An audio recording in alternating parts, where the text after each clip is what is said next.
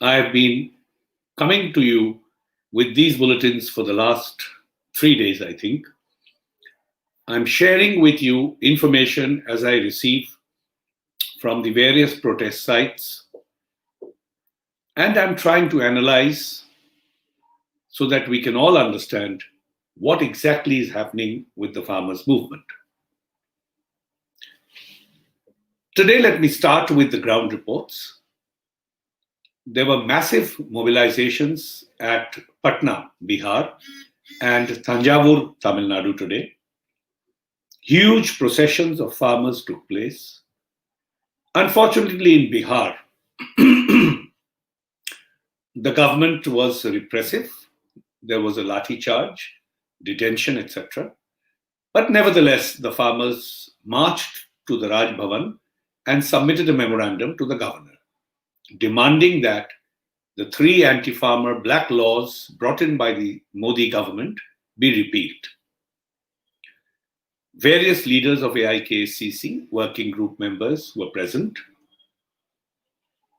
Comrade Atul Anjan from the All India Kisan Sabha of the CPI, the All India President of the All India Kisan Sabha of the CPIM, Comrade Ashok Dhawle was there. Comrade Rajaram Singh of All India Kisan Mahasabha of CPIML Liberation was there. Many other leaders were there. And as I mentioned, about the attendance was about 20,000 or so. It was a grand show of the solidarity of farmers, farm workers, and their collective resolve to have these anti-farmer laws repealed. Down south in Tanjavur, a similar large gathering took place, and I still don't have figures and photographs from there, but I request my colleague in the back end to share with you some of the photographs from the the Patna rally. There you can see on your screen, you can see the size of the gathering, and I'll come back to this again, the size of the rally and why it is relevant.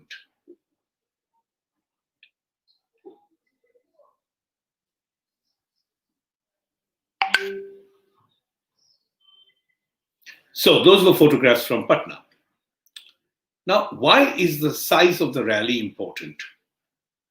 Are we showing numbers just for self-satisfaction? No.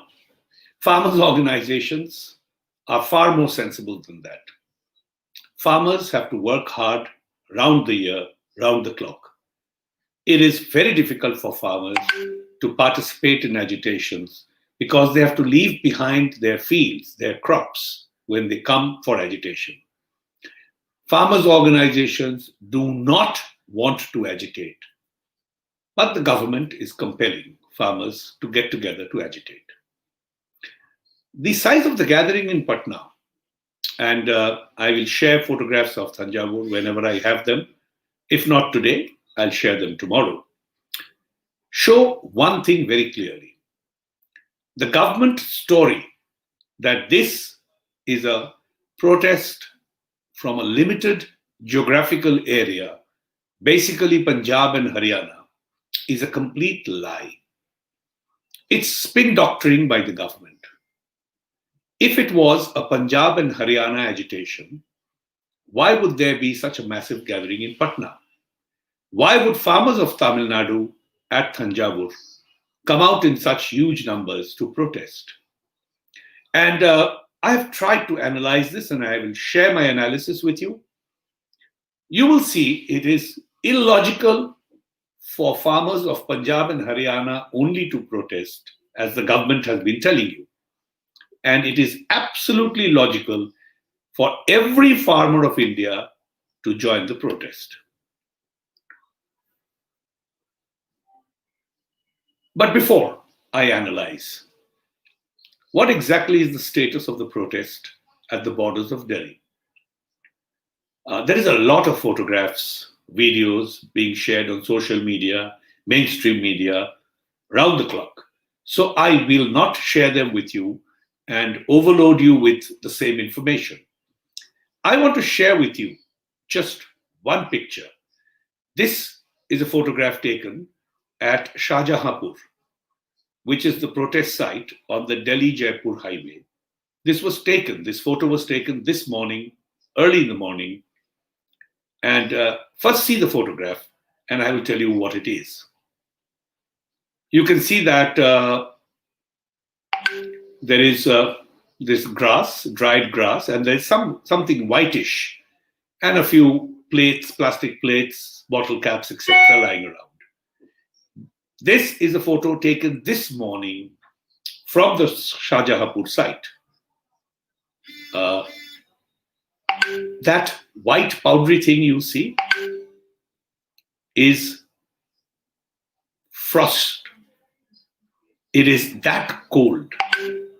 It is bitterly cold at every site in and around Delhi where the farmers are sitting, protesting, camping out, spending the night under the open sky. The ground is frozen. There is frost-like white powderish things you can see in the morning. This is the ose,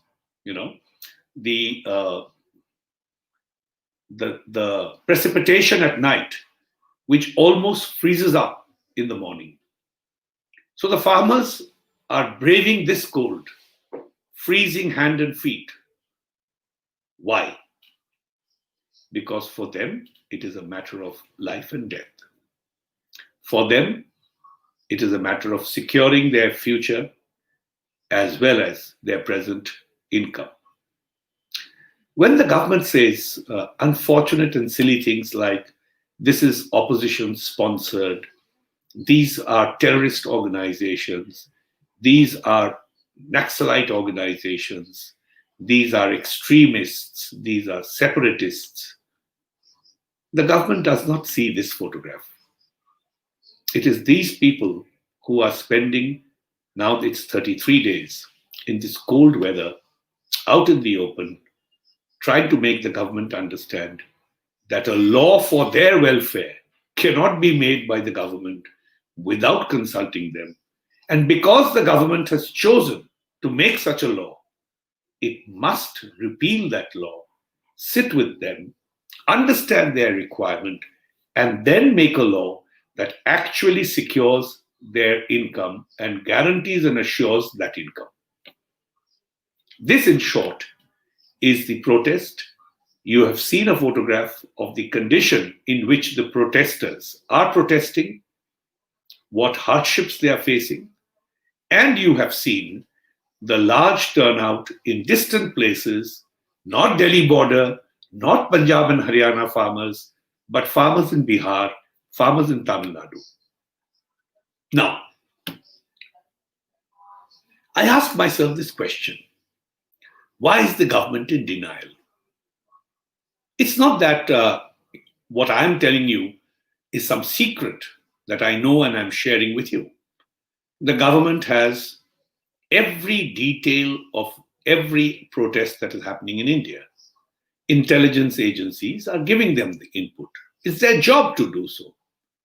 So the government is well aware of the all India nature of this protest, and the government yet is spinning the story that this is a Punjab-Haryana movement. Why is the government doing this? That question is a logical question which we all must ask, and we must seek the answer. What does the government say? The government says that Punjab and Haryana farmers have received MSP for wheat and rice for decades, which is why, according to the government, they are rich and privileged farmers. And because they feel that their privileges will be curtailed by the new laws, they are protesting.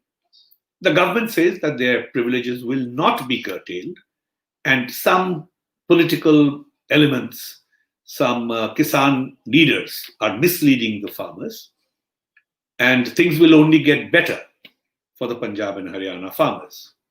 But essentially, the government says those who have enjoyed the privilege of MSP, minimum support price, are protesting, and those who have not received the privilege of MSP are not protesting. This is the government's story. This is the logic that the government has put before the nation. Now let's analyze this logic and see how logical or illogical this is.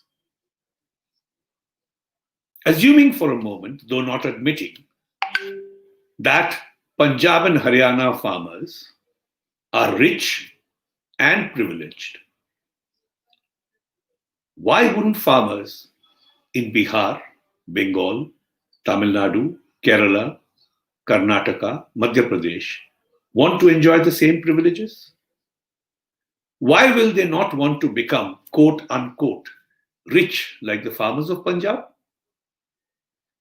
Isn't it therefore logical that they will protest as much as the Punjab and Haryana farmers, if not more?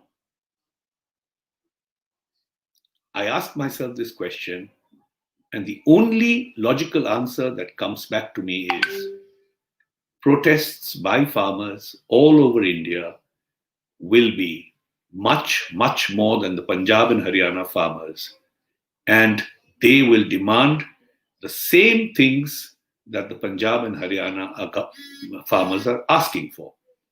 So there is one unified demand among all farmers, which is assured, guaranteed income, assured by law, legislated. And how can the government say that farmers will not ask for this? It is counterintuitive.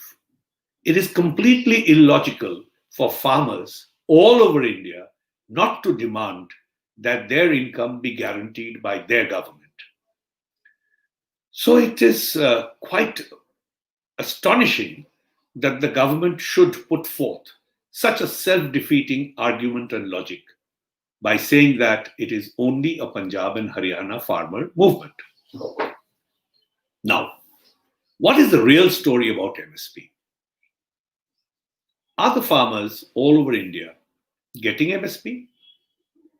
If that was the case, then of course they would not be protesting. Farmers of Punjab and Haryana, the government itself admits, are privileged and are getting MSP. So if you extend that statement and the logic of that statement, it is clear that farmers of Bengal, Bihar, and other states are not getting MSP. If they are not getting MSP, they will want MSP. They will want assurance for sale of their crops and sale at a minimum guaranteed price. So this is the demand that the farmers' organizations have been making for years now, decades in fact. And the government was duty-bound, promise-bound to legislate it. Many economists have come and written tons of columns explaining how this will be impossible for the government to do, how the economy will be ruined. Sorry, sir. The first item on any nation's economy is food. And if guaranteeing producers of that food a living income destroys the economy, please go back and have another look at your economy. See where it has gone off the rails. See where your priorities have been completely led astray. Food production, food consumption, and food are the prime factors of economy. And those who are not ready to accept it are ready to play with the lives of people, are ready to play with the hunger of children, are ready to play with the very source of sustenance that people in this country deserve as citizens of an independent nation. So I'm sorry, I am not an economist, but I can't agree with those who keep pretending that it's more important to produce steel than to produce rice, and to ensure that the producer of rice gets the same level of income as a worker in a steel plant. So, to sum it all up, I have a few more minutes. Farmers in this country are not getting price for the crops. I will take a few minutes to explain this whole jargon of MSP. MSP is minimum support price. Minimum support price is announced for 23 crops only. There are 100 plus crops in India. Of course, there is milk, eggs, fish, chicken, mutton, and many other food products also. So let's say there is a collective basket of 150 food products, food items that are produced, primary produced food items. MSP is announced only for 23, out of which MSP, farmers, some